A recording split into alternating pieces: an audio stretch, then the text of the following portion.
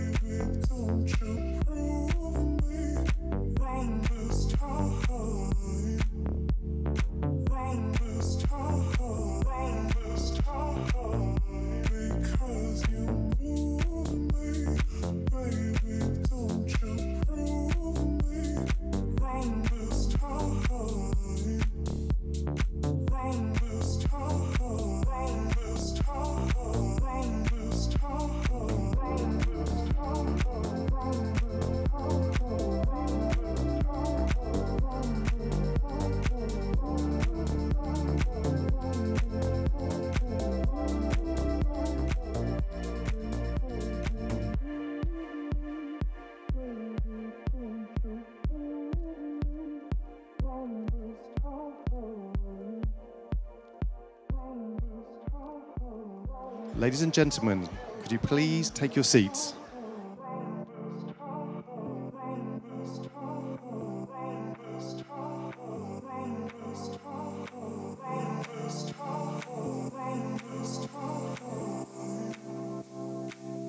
Because you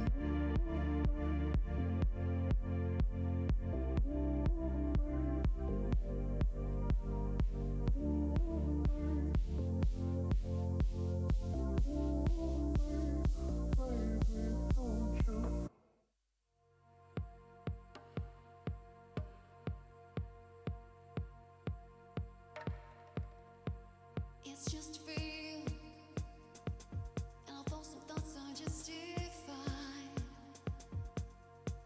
it's just a feeling.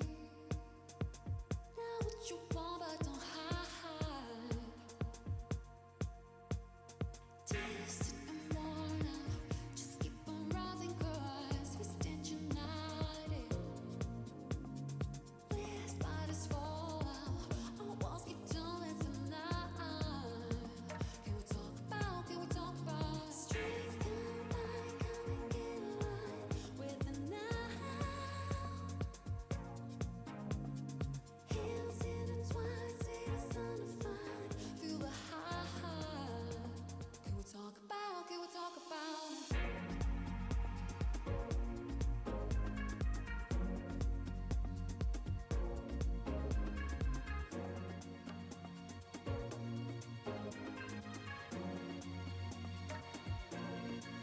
It's just a feeling, but keep on questioning your mind and keep believing. Just in the answers you'll find.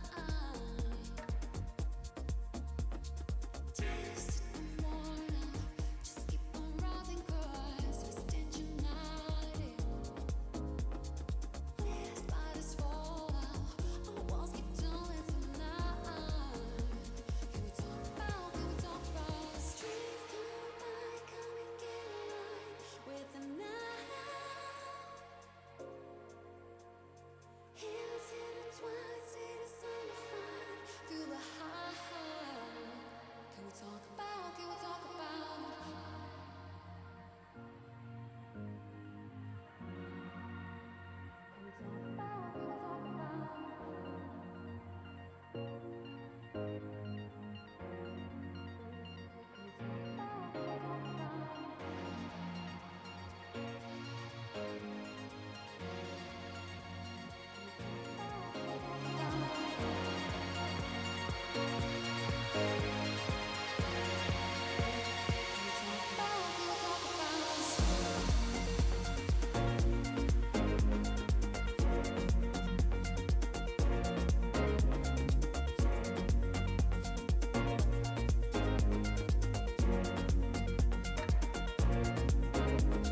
Streets come by, come and get right with the night.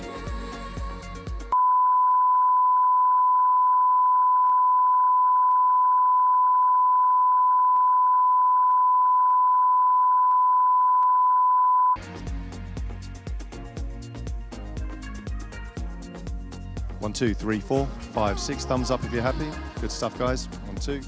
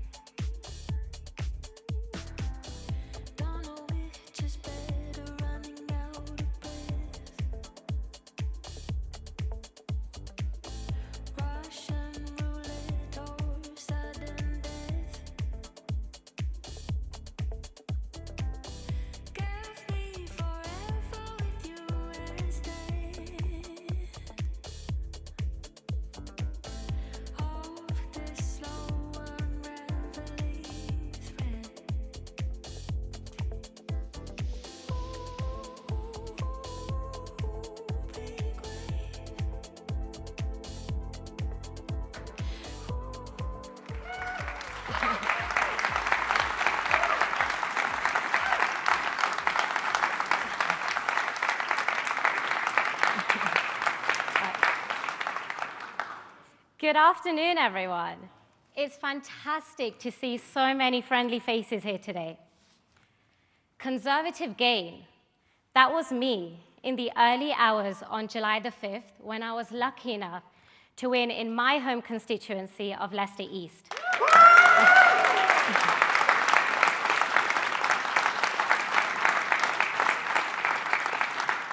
But let's be honest, I shouldn't have been the only one celebrating.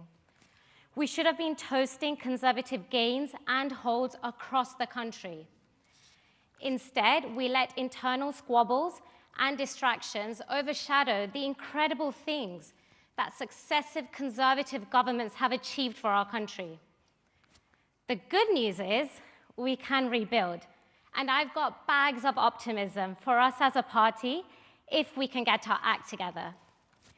And here's the best part. I believe we've got just the person to lead us to that victory. James.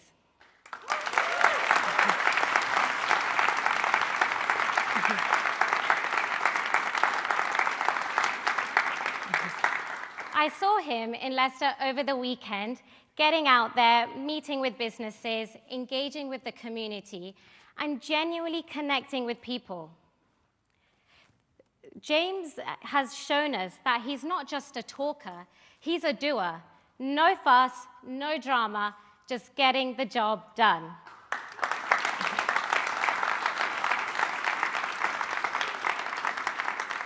James is the leader who can help us tell the positive story of conservatism again. He, like me, believes that our country's best days are ahead of us if we stay true to the conservative values of opportunity, freedom, and aspiration. We can absolutely be the party of the future, but it starts with making the right choice now. As the youngest Conservative MP and our future gain, I want to win over young voters, give them real reasons to vote Conservative. Let's make sure they have the opportunities that they deserve, no matter who they are or where they come from. Let's help them get the best education, own a home, and the confidence to start their own business. We all know the country is facing some big challenges, but I am convinced that conservative ideas are the answers that we need, and we've got to make that case to the electorate. If we do, then come next election, we'll be waking up to conservative gains across the country.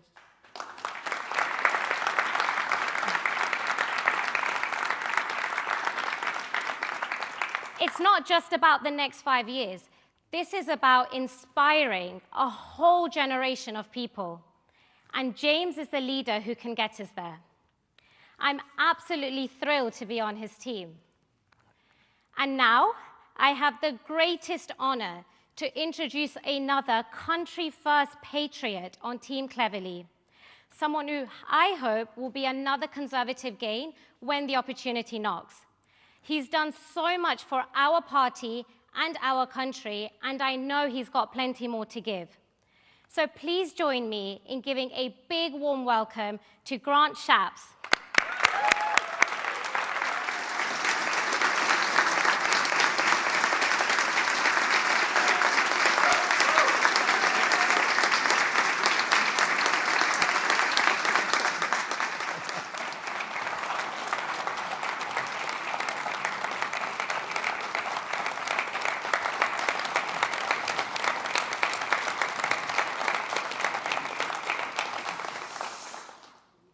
Well, good afternoon, everyone. You know, I was first elected in 2005 when Tony Blair won a third consecutive victory. And I've seen us fight back from obscurity of opposition, right to Downing Street. So I know what it takes. I know the qualities required of the leader that will bring us back to power and back to life. We've got to have somebody who's really clear-minded, someone with a vision of what Britain should look like and could look like under the Conservatives, and someone who is capable of selling that vision, not through pessimism, but through the optimism of what this country can become. not through platitudes and sound bites, but through actual delivery. It's got to be someone truly able to lead a team. Now, I've had the privilege of occupying quite a high number of roles in the cabinet. In fact, you'd have to go back to Rab Butler in the 1960s to find a Conservative who's been in more positions around the cabinet table. But that has given me a rather unique perspective on my colleagues. You know, you get to see the different styles. You get to see how various different Secretary of States work. You get to study their approaches. You see what works and what, frankly, does not. And my friends, there is someone who knows how to set out a compelling vision around that cabinet table. He's someone who knows how to get the most out of his team when leading one. He's the person who has a track record of delivery, and that man is James Cleverly.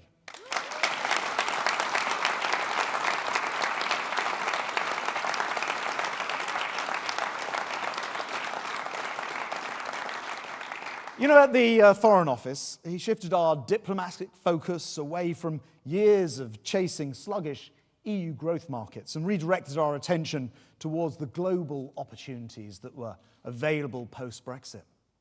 James is quick to lead. He was the first foreign minister to visit Israel after those horrific Hamas attacks on the 7th of October. And when he and I worked together to rally international support for Ukraine, as ever, James didn't just talk, he acted and he delivered. And then at the Home Office, he delivered the measures which have now helped to cut net migration in half. He signed a treaty with Rwanda, and he steered the Safety of Rwanda bill through Parliament. Again, he didn't just talk, he acted. You see, James is a real doer. You know, he and I have both been chairman of this great party.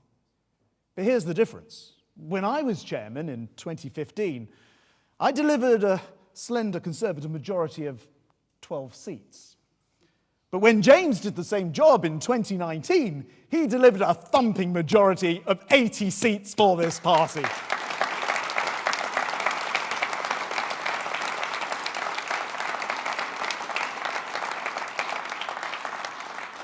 Now, James has a saying. He's got many, but this one I like.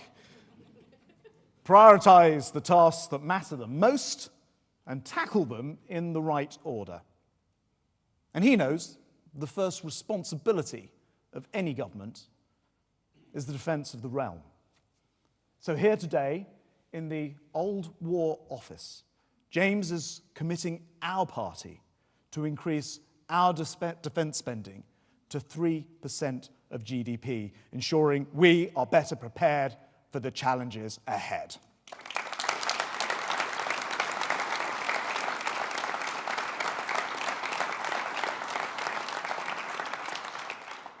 James knows what we need to do to control our borders. He already has that strong track record of decreasing migration, which means that you can be confident when he says he'll deliver. He knows we need to unshackle our economy, and he'll do just that. His brand of conservatism, of a state that does less but better, that relies on individuals, the private sector and families to play their role instead of being crowded out by the government, of lower taxes, less regulation, more freedom and safety. This is the vision that our country needs. So, my friends, colleagues, we know how much defeat hurts. I felt it on the 4th of July. We all felt it, didn't we? But we can't waste any time now. We can't spend time wallowing in self-pity or get involved in prolonged introspection while Starmer's wannabe socialists drag our country down. We need to pick the right leader this autumn, and that leader is James, because here are 3 incontrovertible facts about James. He is the most experienced leader in this race. He is the best communicator, and he's a first-class campaigner with a fantastic vision for this country. So, ladies and gentlemen, please join me in welcoming the man we need to make the next leader of the Conservative Party, and the next Prime Minister of Great Britain and Northern Ireland, James Cleverly.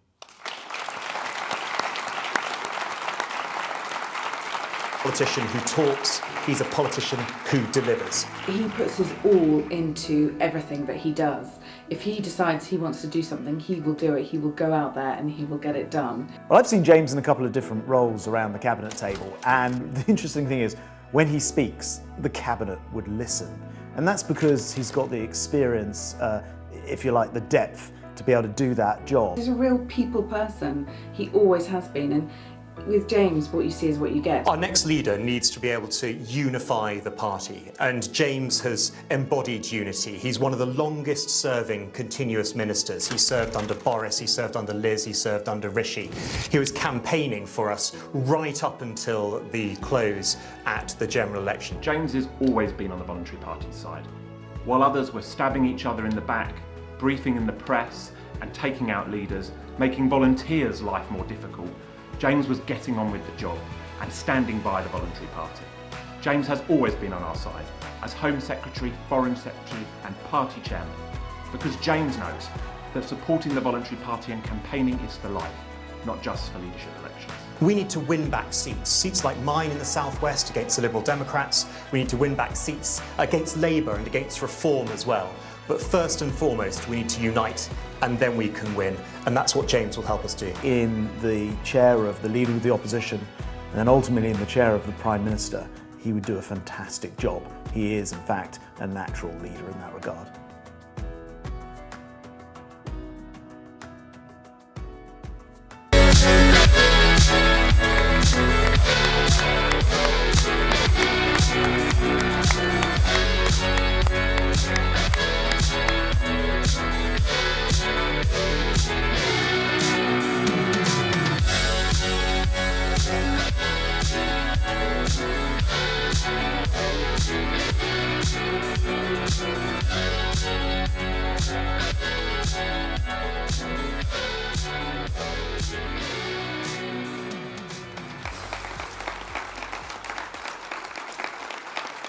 Thank you.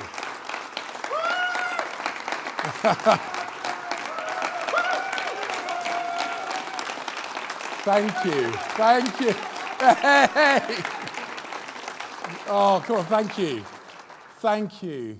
Thank you so much. Thank you, Shivani, for what you said. I'm incredibly grateful for the support that you and others from the 2024 intake have given me, and I'm very proud of your support. And Grant, thank you so very, very much.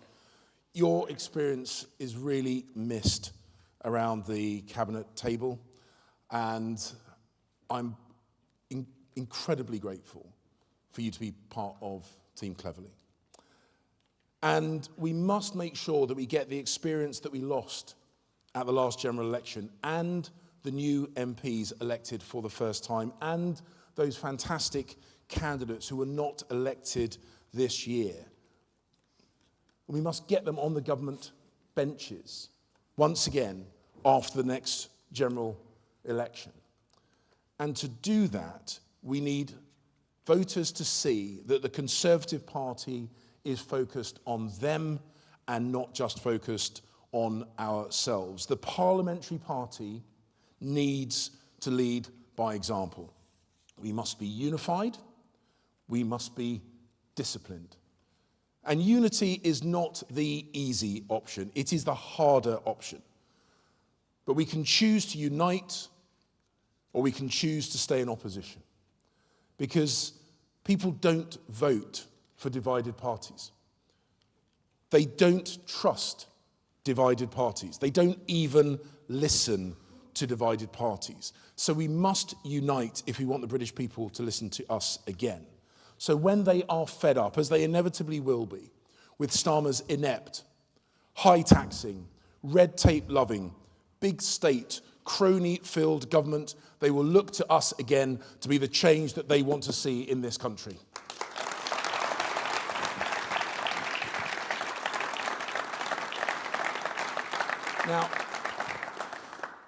Now, I've spoken on behalf of the government for 6 years.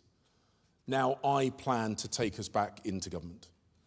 I've been a team player under 4 different prime ministers, but now I plan to lead the team.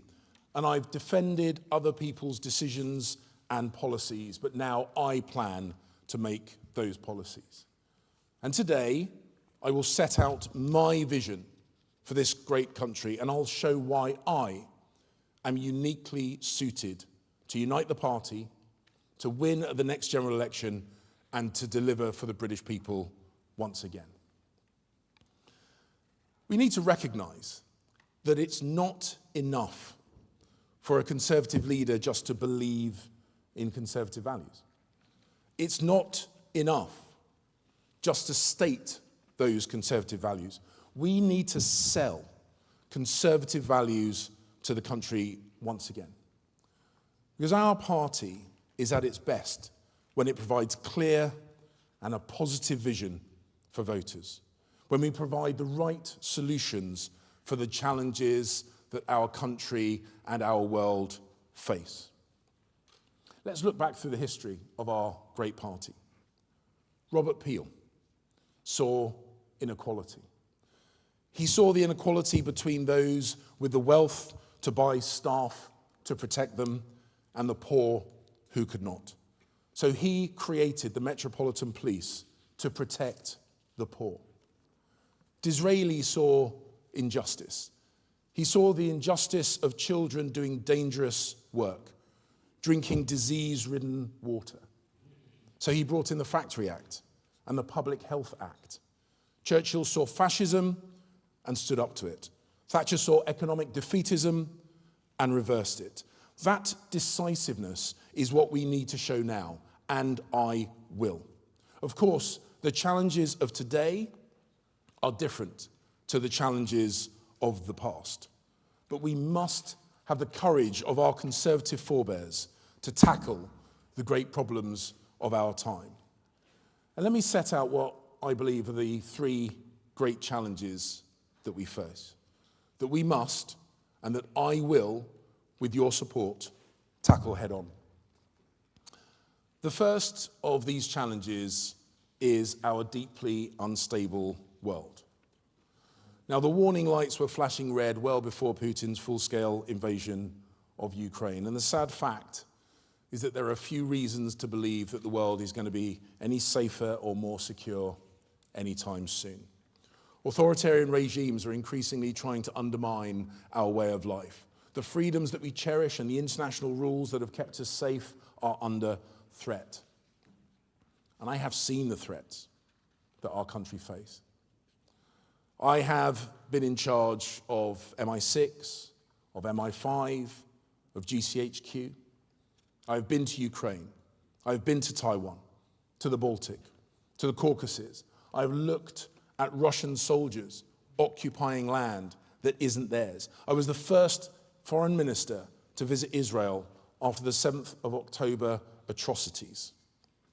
Now, when Grant was Secretary of State for Defence, he set out a timetable to spend 2.5% of GDP on defence by 2030.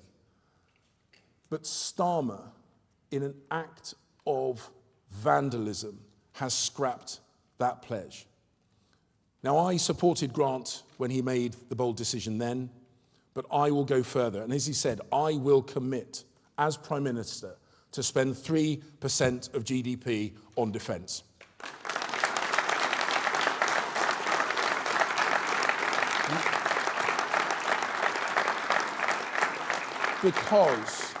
Because you cannot penny pinch your way to peace. Security is delivered through strength, by planning for the worst, not hoping for the best. And we will send a signal to our enemies and our allies alike that the UK is prepared, that we will not leave the field.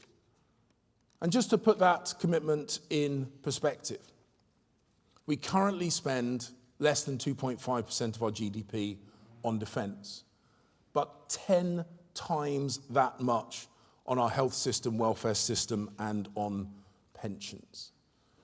Starmer says that we cannot afford to spend more on defence. I say we cannot afford not to.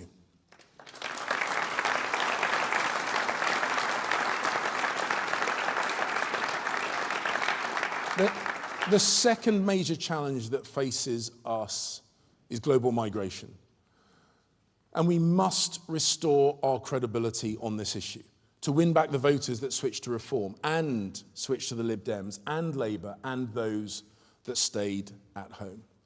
As Home Secretary, I delivered the reforms that are currently cutting net migration by half. I didn't talk tough, I took action. I negotiated with the Chancellor, with the Health Secretary, with the Education Secretary to achieve the changes in our visa regime which are currently bringing those numbers down. And we have to be more honest in our conversation about the trade-offs with regard to immigration. And that means changing how we measure our wealth. It means using GDP per capita as the metric for our economy so that the Treasury cannot mask low growth with high migration. Rising GDP overall is meaningless if the wealth per person is falling. So we need to control legal migration. And when I was Home Secretary, I did. Under my leadership, Home Office applications fell. The backlog was cleared. The grant rate came down. Deportations increased. I didn't talk tough, I took action.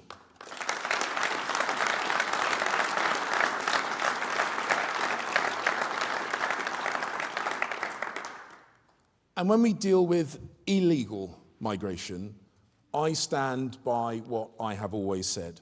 We need to have a deterrent.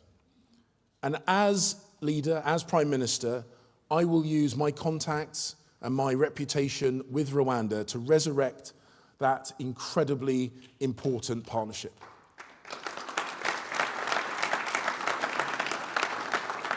And more than that, I will rebuild a relationship so badly damaged by Labour's arrogant and callous disregard to the diplomatic niceties that bind the world. To inform the media that they were scrapping this partnership before they had the courage to inform the Rwandan government is unacceptable, and that would never have happened under my leadership.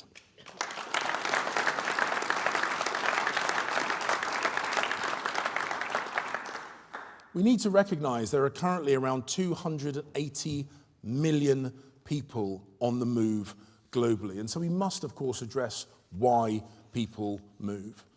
We have influence on the international stage, and we must use it. At the UN, at the G20, at the G7, at the World Bank, we must, of course, tackle the drivers of mass movement: war, famine, persecution, economic failure, because in this portfolio, as in so many others, prevention is better than cure. And to those people who we do welcome into our country, we must make it clear.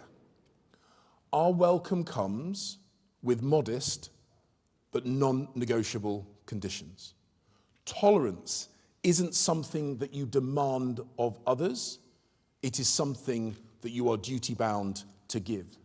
Our laws cannot be trumped by cultural sensitivities.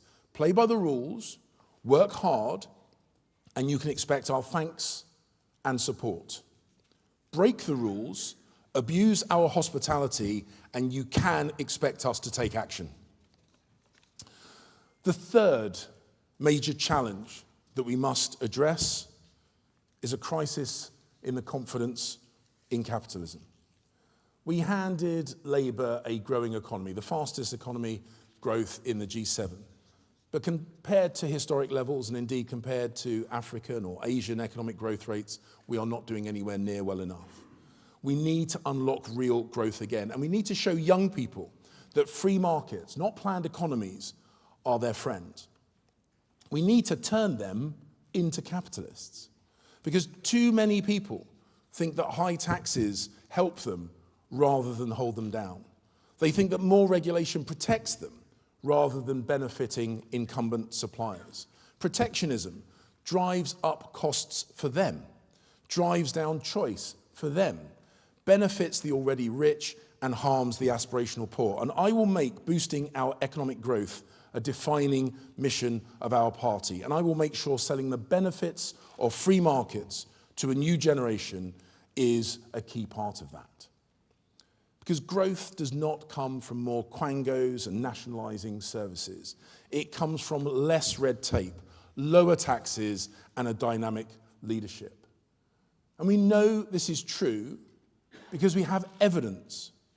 Look at Docklands under Heseltine and Margaret Thatcher, the Olympic Park under Boris, and Tees Works under Ben Houchin. What I saw on the Tees Valley was incredible, stimulating an estimated 20,000 new jobs, attracting an annual £1 billion investment into the regional and local economy. And these low tax, low regulation zones is what I want to see more of around the whole country. We used to have a one in, one out rule for regulation. But the truth is, we strayed from the path of righteousness. So we've got to get back on track, maybe even go further, having a one in, two out approach to regulation. Because we must empower the innovators and the wealth creators. Because this son of an entrepreneur will make us the party of business once again.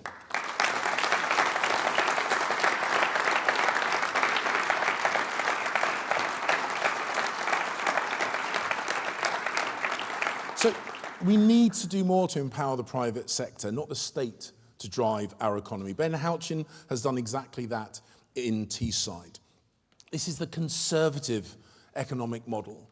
And Churchill, as in so many things, was absolutely right when he said, a nation taxing its way to prosperity is like a man standing in a bucket and trying to lift himself up by the handle. People will vote for Starmer's statism if they don't feel that capitalism is working for them. And for many people, especially the young, it isn't working for them. Home ownership has been a cornerstone of the Conservative Party offer since the war. And just as Margaret Thatcher enabled council tenants to buy their homes in the 1980s, we need to give young people a stake in our society and in our growing economy. That is the Conservative, that is the capitalist approach. And it was right that we cut stamp duty for first-time buyers, but we should go further. It should be our mission to abolish stamp duty on homes altogether.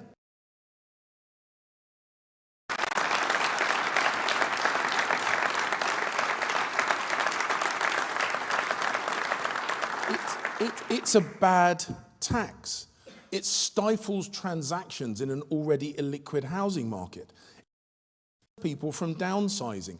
And like all taxes, it ultimately increases the cost to buyers. And of course, we need to build lots more homes, and we will. But we should be building upwards in our cities rather than outwards. If our Georgian forebears could see the beauty in 3- and 4-story houses, then why on earth can't we? So adding an extra story to a building should enjoy a presumption of planning consent, because it would support small local businesses, would pump money into the local economy, and it would be more environmentally and aesthetically sustainable.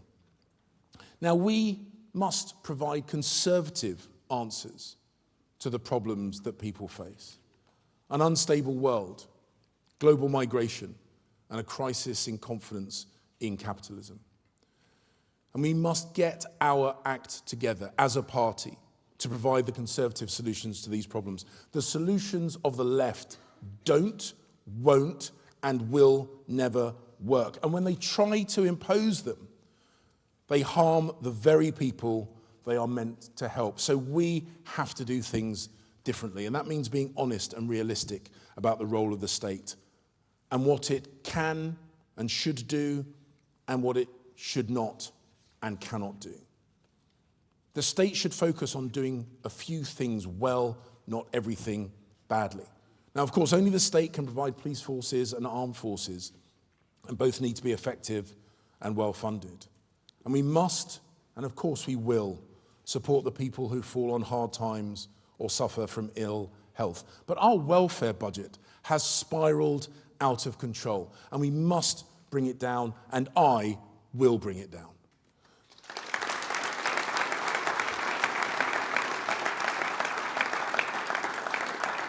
And we must also be honest about the trade-offs.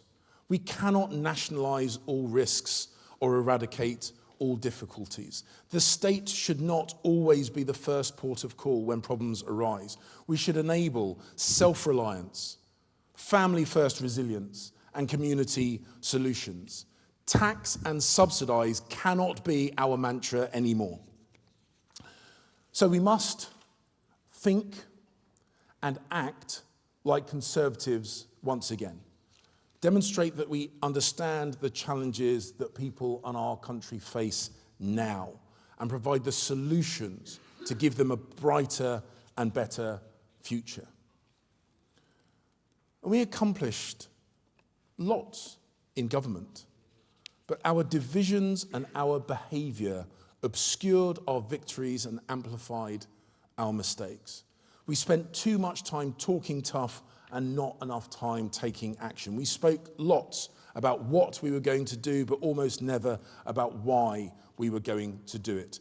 This is the opposite of how I have acted in my career, and it is the opposite of how I intend to lead. I will tackle the problems in front of us with conservative solutions, and I will make the UK the greatest power in Europe, strong in defence of our people, our allies and our interests, strong in defence of our values and our principles, strong on the international stage and secure and prosperous at home. I don't accept the shared declinism of Starmer and Farage, who both believe that our best days are behind us. Starmer thinks it was better before we left the EU. Farage thinks it was better before we joined the EU. They're both wrong. I know that our best years can be ahead of us, but only if we replace this useless Labour government.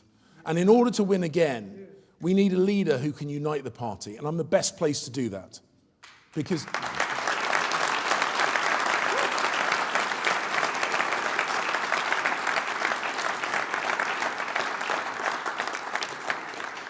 I'm the best place to do that because to command loyalty, you have to have displayed loyalty. And I have always served the leader of the day, never briefed against colleagues, and focused relentlessly on delivering for the British people. And in order to win again, we need to unite around conservative principles. And I'm the best place to do that because I've never chopped and changed my political position or philosophy. I have actually reformed public services. I've actually cut spending. I've driven better performance. When I led the London Fire Authority, when I led at the Foreign Commonwealth and Development Office, when I led at the Home Office, and as Grant said, when I led as chairman of the party, helping to deliver a record majority at the 2019 general election. And in order to win again, we need a leader who can communicate with Conservative voters. Those voters that we kept, those voters that we lost, and those who will be voting for us perhaps for the first time ever at the next general election. And I know that I'm the best placed to do that. I'm the most experienced and effective communicator that the party has got. And you cannot communicate your policies or our values if you hide from the media. So I know that I can unite the Conservative Party with sound Conservative principles, delivered in a positive, optimistic and energetic way to show that we can get us back to where we need to be. I know that I'm the best placed to lead our party as leader of the opposition and then our country as Prime Minister. And I know that I can lead us to that better future. And the time is now. There is no time to lose. So let's get to work. Thank you. Thank you.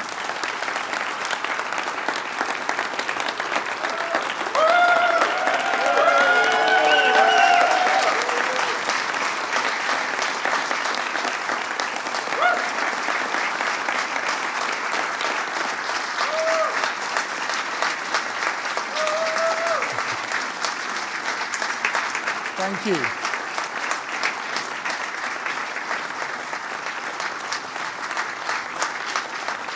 Thank you. Thank you. Thank you. So I'm happy to take some questions from the media. Why don't we start off with Helen, BBC? I'll come to you in a second, Beth. I promise. Helen, BBC. Hello, Helen Camp, BBC. You've talked a lot about your experience, about having been the recognisable face of government for many years now. How will you then sell yourself and your party to a public that have just emphatically voted for change? Well, all the candidates running for the leadership have been ministers in the government, so we all bring experience. As I've said, I'm uniquely well placed because I have demonstrably more experience in running and delivering public services, in cutting expenditure, in lowering the cost of government. So I have always been delivery. And I also recognise in opposition, communicating is absolutely key. And as I said, I have done more communicating on behalf of our Conservative values than I think anybody else, not just the leadership candidates, but anyone else at all of the current political era. So I know that I can take our message to former Conservative voters and Conservative voters of the future, which is why I'm putting myself forward, which is why I believe I'm best placed to win. Beth. Thanks very much, Beth Rigby, Sky News. Reflecting on the Conservatives' worst ever defeat over this summer, what is your diagnosis of what went so wrong? And to follow up on what Helen said, as a former Home Secretary, Foreign Secretary, Education Secretary and party chairman, for many voters, you are the very embodiment of what they have just rejected. Does that make you part of the problem, not the solution? Thank you. Well, Beth, as I say, everyone running has been a minister in the Conservative government, and we will all have to stand by our record. My record has been delivery. When I was at the Home Office, I perhaps broke with tradition and spent less time shouting about what frustrated me and more time dealing with what frustrated the British people. So I put changes in place that we are now seeing is bringing down net migration.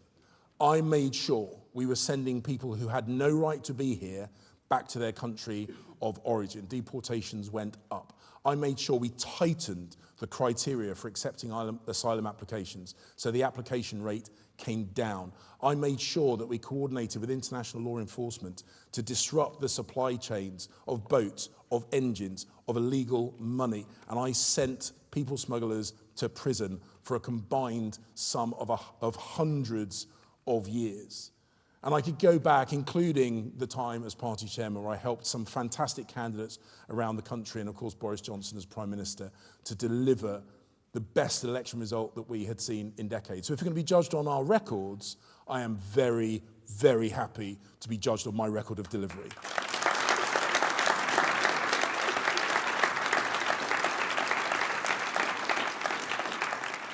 And when you say, what is my analysis is not what counts. What counts is what I was told on doorsteps in Braintree and across the country when I was campaigning both for myself and my friends and colleagues. Over and over and over again, I had people on the doorsteps who said, I have always voted Conservative, but. And anyone that knocked on doors in this general election will recognise what would come next. They would say, but this infighting is killing you, and I'm not going to vote for you until you get your act together, until you start actually acting as if you care about me rather than care about yourselves. I am not going to vote for you. So let's do what they told us to do, which is stop messing about, get our act together, start serving the British people and getting back into government at the first opportunity.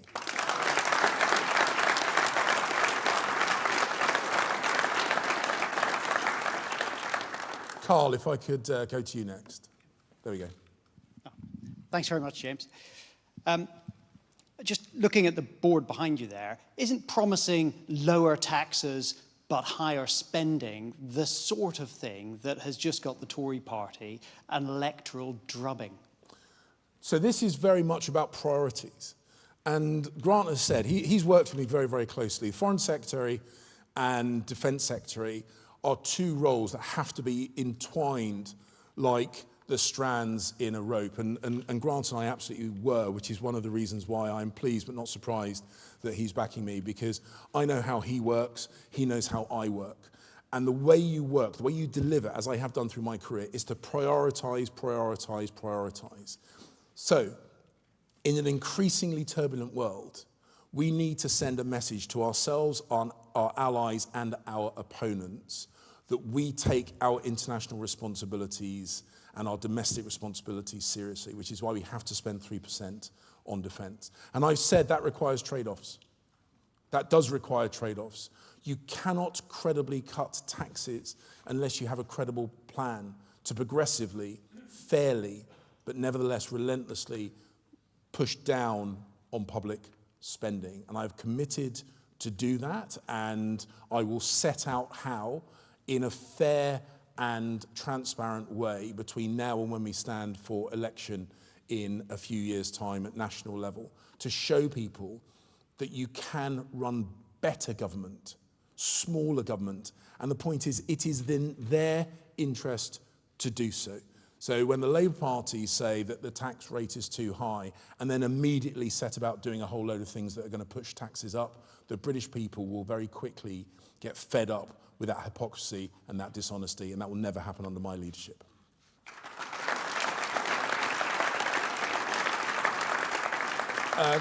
Catherine from GB News. Catherine Forster, GB News, thank you.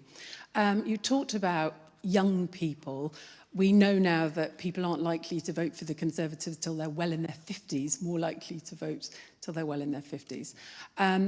You've mentioned stamp duty, but how are you going to get the under 50s back looking at the Conservatives? Because a cut in stamp duty, I mean, many people would say that's just going to put prices up. It's going to be expensive. It's going to take more than that, isn't it? So taking a big tax burden off a financial transaction will not push the price up, quite the opposite. And the point is that there are two things that we need to address when we talk to younger voters and we try to attract younger voters. One is policy, and I've given an indication of my desired direction of travel, easing regulation and red tape, reducing the cost of products and services so that young people particularly have got a credible chance to get on the housing ladder, making sure we build, and we do need to build, and we do need to build up where there are already transport links, where there's infrastructure, where there's employment, learning from our forebears who understood that 1- and 2-story houses are not best use of land, and actually 3- and 4-story houses, for example, can significantly increase the supply of housing and still do so in a beautiful and aesthetically pleasing way. So there's policy stuff, but the other thing we've got to get right is tone. Now, you will never upset a room full of Tories by saying that you were a big fan of Margaret Thatcher. I am a big fan of Margaret Thatcher, by the way. See? But perhaps more than that, my real political hero of that era was Ronald Reagan. And Ronald Reagan, particularly in his re-election campaign, took a staunchly conservative agenda but delivered it in an optimistic, passionate, upbeat, energetic way. And we should learn from that. We've never been the nasty party, I've never subscribed to that, but we have turned into the grumpy party. And young people are turned off by that.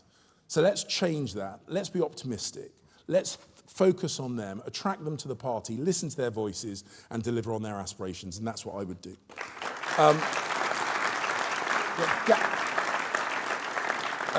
Gary from Channel 4. There's the microphone. Thank you very much. On a smaller state, is there one area of the welfare state that you think has been overly expanded, where you'd like to start a conversation about it? The Tories expanded childcare, or are you interested in NHS insurance, moving to an insurance model? Is there an example you can give us of something along those lines that contribute to a smaller state? And just one quick one, if I may. You backed Liz Truss in the last Tory contest, and when she'd gone, you backed Boris Johnson to come back. How do you now reflect on those judgment calls? Well, firstly, I'd make that point about funding of the NHS. That was your idea, not one that I've put forward. But let me give you one example, and there are others, and we can find many. Let me give you one example of where we slipped into a tax and subsidised loop, which is completely inappropriate. You mentioned childcare. Take childcare as an example. So we have a desire to grow our economy and help parents, when I say parents, disproportionately, of course, it's women, get back into work after they have their children. The cost of childcare is an inhibiting factor to women returning to the workplace. But why is it so very expensive? Because a whole bunch of civil servants that we take tax money to pay for have increased the regulation and complexity around the provision of childcare. You can get a subsidy if someone looks after your child, but only if the person looking after your child is a stranger, not a member of your family. So we pay for civil servants to complicate the childcare provision, which makes it more expensive. So then what we do is we subsidise that expense that we created to enable women to get back into the workplace. But we then have to tax those women, which is administered by civil servants, paid for by tax, in order to give them the subsidy by civil servants, paid for by tax, to pay for the increased cost that we created through excessive bureaucracy, paid for by civil servants. So why don't we just cut out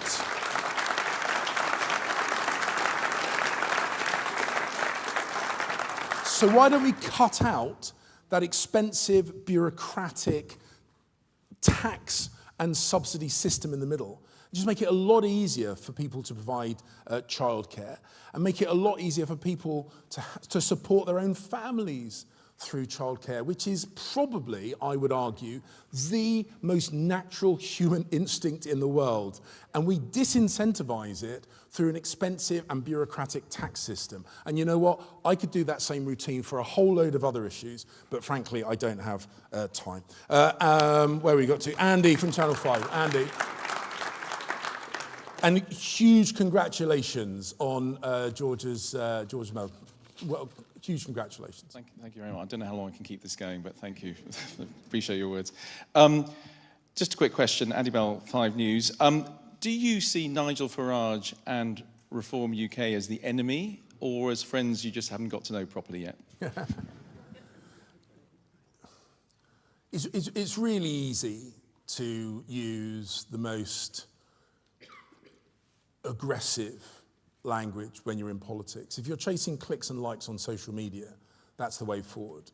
That's never really been my style. We have opponents in politics, and I try to ensure that I help get Conservatives elected at every opportunity, and I try and defeat political opponents. I don't describe people as enemies. And the simple fact of the matter is, we lost a lot of voters to Reform, but we also lost voters to other political parties, and we also lost a lot of voters to one of the most successful parties in contemporary politics, which is the stay-at-home, not vote party. And we need to win them back from everywhere. And we don't do that by trying to do a passable impression of other political leaders. We do that by being Conservatives, by highlighting our Conservative values, as I've set out in this speech and as I will do as leader, by pursuing the things that people know to be our agenda. And the most important thing is to deliver on our promises. And in order to do that, we need to make fewer promises, but deliver on every single promise we make. And if we do that, we'll get voters back from Reform and the Lib Dems and Labour, and of course stay at home. And that is what I'm absolutely determined to do.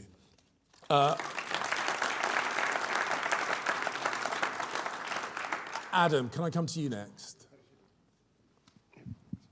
It's actually Ollie Cole from Times Ollie, Radio. hi. Yeah.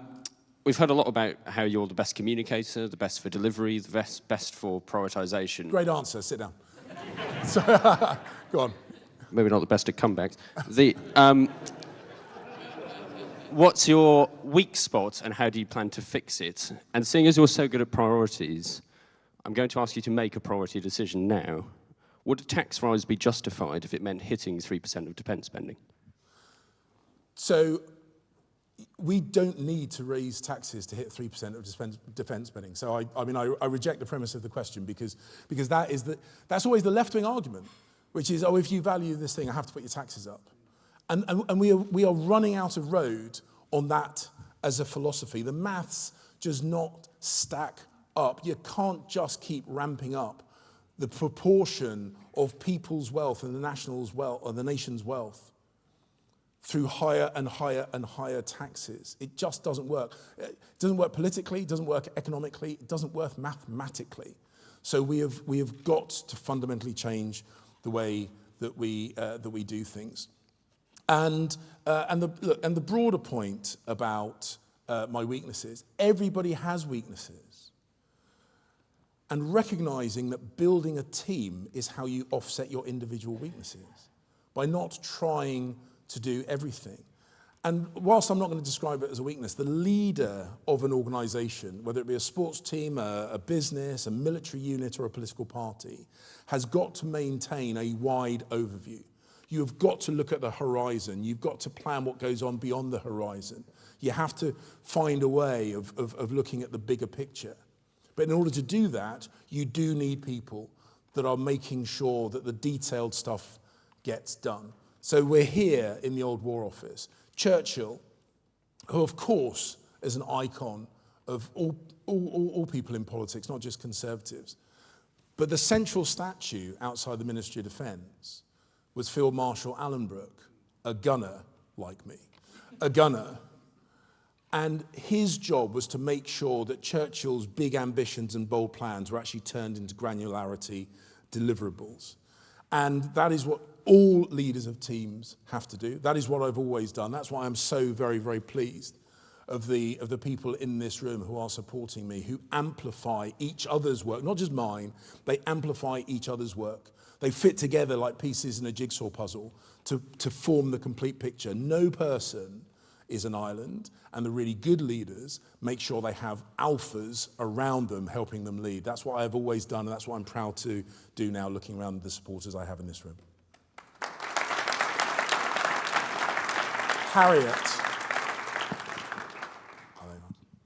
Harriet Line, Daily Mail. You said you'll revive the Rwanda plan, but how quickly do you think you could get people on planes if you became PM? And secondly, just following the childcare question, what would your scheme look like if it's very different to the current one? Well, with regard to Rwanda, the first thing we need to recognise is that at the moment we are in opposition. And so daydreaming about what we would have done had we not lost this election might be a fun conversation at dinner parties, but that's not what leadership is about. Leadership is about holding the Labour Party to account. They damaged a really important international relationship. They sent a message across the whole continent of Africa that this Labour government does not take you seriously. There is no way that this Labour government would have acted with such discourtesy if that partnership had been with a European country. No way. And the emerging economies, whether they be in Africa and Asia, will have taken notice of the arrogance and disregard of this Labour Party. How long it takes to repair that damage, I can't possibly know. But I will make sure that we put a deterrent in place, because the National Crime Agency says we need one. I will make sure that we look to build that safe third country partnership, because, as I have asked over and over and over again, and as Yvette Cooper has failed to answer over and over again, what is the Labour government going to do with failed asylum seekers from countries like Afghanistan or Syria or Iran? Because if you can't send them back to those countries, you have basically given a de facto amnesty to potentially hundreds of millions of people, which is completely unsustainable. I said that that's what they would get wrong. I was shocked with how quickly they've messed up. But that's why we have got to get our act together as a party to get back into government at the first opportunity. Michael at The Express. We got Michael? Thank you. In July, the first border force vessel took Channel migrants back to France for the first time. Are you frustrated that that took so long to get to that point? And linked to it, do you think President Macron was playing politics waiting for a Labour government? Well, I can't look into President Macron's head or thinking. I would say that Michael Tomlinson and I and the team at the Home Office actually got that deal in place. So yes, of course, it's frustrating that it was first deployed under a Labour government, but that was absolutely our delivery. And the fact of the matter is that it was through the work that we did that we actually put those people smugglers in prison, as I say, hundreds of years of sentences. And I know that whether it's our returns relationship with Albania, that saw Albanian illegal migration cut by 90%, whether it's the work that we were doing with the European countries on the Channel coastline, Belgium, Holland, France, and others. I know that we were delivering. If we had had more time, I feel confident we would have delivered and got those flights off to Rwanda. The timing of the election was never in my gift, and I also recognise that there were considerations that probably I didn't have access to that were in the Prime Minister's thinking, but nevertheless, on all the metrics, as we saw the figures that came out mid-August, on every single metric against which I could be measured, we were heading in the right direction in the Home Office under my watch, and I'm very proud of that. Jack at the Sun. Thank you, Mr. Cleverly. Jack Elson from The Sun. As you just mentioned, you're taking a lot of credit for a package of curbs, which is projected to bring net migration down from about 700,000 to about 300,000. Is that a point you are happy for it to settle at? And if not, then what further measures would you put in place if you're the Prime Minister? So the simple answer is no, that is not a figure I'd be happy to settle at. And had we had more time, I would have continued on the measures that I'd taken to bring net migration down to more sustainable levels. As I said, the thing that I set out in my speech is how we look at the economy and how we look at migration needs to be fundamentally different. GDP per capita is the only game in town. India has a bigger absolute GDP than Switzerland, but the Swiss people are individually, of course, much better off than Indians. So we should recognise that overall GDP is important, of course it is, but GDP per capita is what people feel in their pockets, in their pay slips, when they go to the shops. So that's what we have to prioritise. The precise figure, and there is no point in a leadership candidate, me or anybody else, plucking an arbitrary figure out of the air and saying, if you elect me, I will get immigration down below this figure. Because we tried that and the British people just don't believe us at the moment. So we need to set out a credible plan. I am the best placed to set out a credible plan and be believed because I am the Home Secretary who actually delivered on the promises that I made. Genevieve. Microphone here, Genevieve. Thank you. Thanks. Genevieve Hall-Allen from The Telegraph. You've said that you will resurrect the Rwanda partnership. So will you pledge to leave the ECHR? Kemi Badenoch this morning, your rival, has said that she won't do that. She says it's an easy answer. And she said that it was the kind of pledge that got the Tories, and I quote, in this mess in the first place. What would you say to that? And will you pledge to leave the ECHR? So the ECHR was not the body that stopped the planes taking off just before I became Home Secretary. It was the UK Supreme Court that stopped those flights taking off, which is why I signed an internationally binding treaty with Rwanda that the Labour Party ripped up.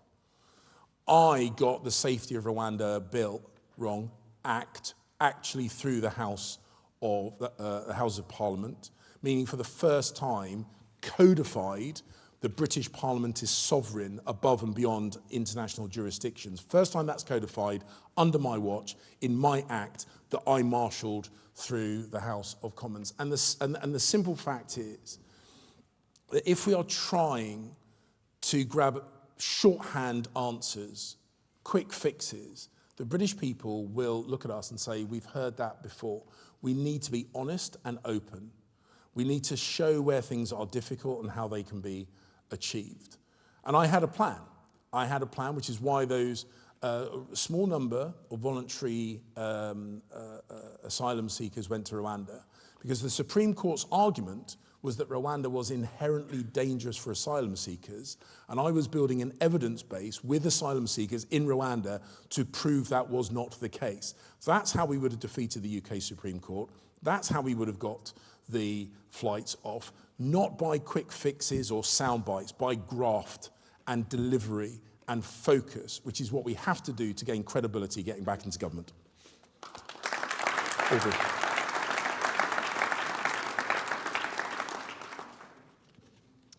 Hello, Mr. Cleverly. Aubrey Allegretti from The Times. First of all, you've been very forceful in your speech and in your answers just now in saying that the party needs to stop messing about and get our act together and that there's no time to lose. So I'm curious, are you happy with the leadership contest ending on the 2nd of November, 2 months away, after which point the budget will have been held and denying you a chance to be able to respond if you're leader? And second of all, there was a poll out over the weekend of Conservative members. You were excluded from the runoff of prospective matchups. Do you think you're at risk of being sort of counted out of the race before it's really begun? So no, I am not at all worried. In response to the second half of your question, I'm not at all worried about that, because in the runoff polls, I have no idea why that poll, I think I have an idea about why that poll excluded me. But in the runoff poll that didn't exclude me, I won against all the other candidates. So.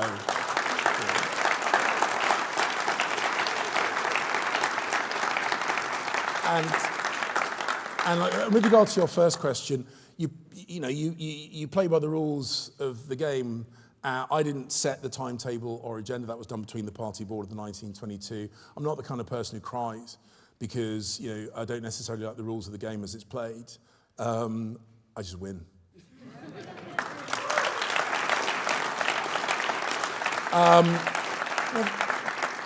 Kieran from The Guardian, please.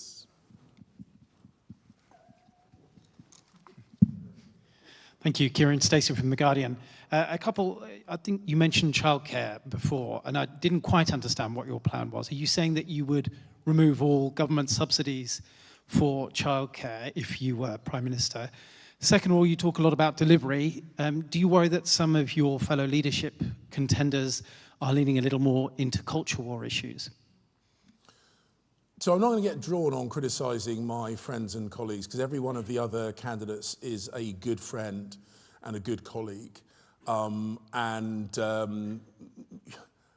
know you're fishing for a nice sort of blue on blue headline. You're not going to get one. So just let you know that that's not going to happen.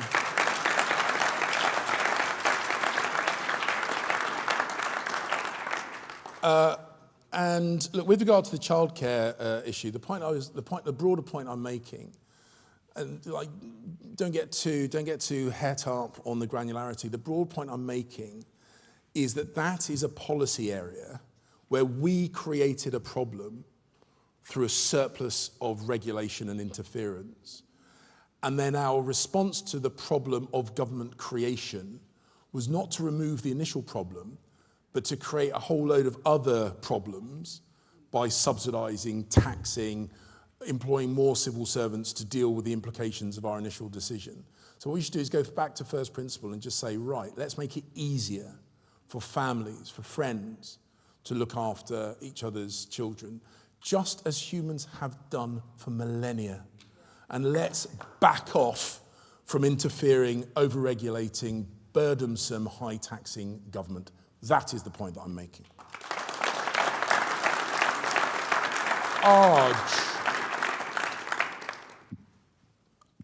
Arj at the iNews. Hi, James. Arj Singh from the iNewspaper. You've set out a lot of expensive commitments today on abolishing stamp duty. And it's not expensive. Sorry, you're getting your maths back to front. Can I finish the question? Taxes are expensive. Cutting tax is the opposite of expensive. Let me finish the question. Okay, go on. You've suggested you would bear down on the welfare state to help pay for some of the commitments, including on military spending today. I think Gary tried to pin you down on specifics. I was hoping I could do the same and ask you whether you thought the pensions triple lock is sustainable going into the 2030s when you might be Prime Minister, especially when we have an ageing population? And would you commit to the triple lock? So the reason I've set out some, but not all of the plans and policies that we're putting forward is because this far out from the likely date of the next general election makes it really impossible for us to nail down how much repair work we are going to need to do after this current Labour government smashes things up. And what we've already seen, we can see where the Labour Party's direction of travel is. The very first thing they did, their priority action, was to take money off of pensioners with no justification, completely dishonest about their rationale, completely hidden this, no mention of this in their manifesto. Indeed, in May of this year, a few months before the general election, Keir Starmer stood at the dispatch box and demanded that the Conservatives make a commitment not to touch the winter fuel allowance before doing it himself. That dishonesty and hypocrisy turns off voters. You will never get that from me, which is why I'm not going to speculate on things that I might need to do. And with regard to taxation, and this is part of what's caught us in this loop. This is part of what caught us in this loop. The thing you pay for is government expenditure. You pay for that by taxing people, either through direct taxation or inflation, which is indirect taxation, or borrowing, which is deferred taxation. The British people pay for every single penny that the government spends, and I think we should be taking less money off the British people, not more. That will be my priority as leadership. Lucy. Lucy. Hi, Lucy Fisher from the Financial Times. James Cleverly, you've talked about wanting to pare back red tape for business. Could you give one example of an area of regulation that you'd like to axe? And are there any other measures you can outline today as to how you'd go about trying to make the Conservatives the party of business? Thank you. Well, Lucy, I've spoken at length about one classic one, which is the childcare business. And, you know, I was very conscious that when I was a kid, growing up watching the Winter of Discontent, not necessarily knowing all the details of why it was happening, but I could easily see that there was really a bad state of affairs. And comparing that with the environment that Margaret Thatcher created, when my dad started his business. So he started his business under Margaret Thatcher, and through the 80s, it grew. And because my dad's business grew, and because the British economy grew, we were once more a serious player on the world stage. We were able to fund the National Health Service, where my mum worked as a midwife. So I've seen the natural symbiotic relationship between a growing economy and well-funded public services. Compare that when I started my business in 2007, and I was horrified the first time I did a financial distribution for one of my members of staff, just seeing how much money that I had worked so hard to bring into the business was scattered, not going to the sales guy that I was employing, but to the government in various forms of taxation. The amount of time that I spent not chasing new business, but filling out forms and documents online to let the government know what I was up to almost every minute of the day. And then when the economic downturn happened at the end of the Labour government, my business went under. And I'm struck by the difference between that pro-business environment that Margaret Thatcher created and the massively anti-business environment under Gordon Brown and Labour. And I want to go back to that Thatcherite era where entrepreneurs are rewarded, wealth creators are a key part of our society, and we get back into the habit of being on the front foot rather than the back foot. And Andrew MacDonald from Politico. Is Andrew in the room? Anyone? Anyone can do an Andrew MacDonald impression? No? Okay. David Hughes. David Hughes from PA? No? Okay. Nick from Evening Standard. There. I could see you were in the room. Yes, at the last election, your party ended up with 0 MPs in London and also lost seats in Outer London. What went wrong and how would you win back these London votes? Well, I've kind of touched upon this already. London tends to be demographically younger than much of the rest of the country. So if we're going to win in London, we need to make sure we do have a credible offer for younger people. I know how to win in London because I've helped someone do it twice against expectations. Worked with Boris in 2008 when no one expected him to be elected, and a lot of London Tories were giving me strong advice not to associate myself with him because he was a vote loser. I knew that was nonsense. I could see he was a vote winner, and I supported him in 2008, and he won. And when I was told that it was a fluke and never get re-elected in 2012, I supported him in 2012, and he won. And so I know that we can win in London, and I know that we can win in other urban areas. But I know what we need to do, because I've seen it before. You need to have an offer, a positive offer, an entrepreneurial offer, an offer for young people that they can have not just jobs, but good jobs. Not just good jobs, but a chance to get on the housing ladder, a chance to support their families. This is a thoroughly conservative agenda. It is what Margaret Thatcher did when I was a kid and was rewarded by winning seats like the seat I grew up in, Lewisham East. And when I say that Lewisham East had a Conservative Member of Parliament, people are amazed. But it can be done, but we have to be relentlessly positive. We've got to have a pro-growth agenda.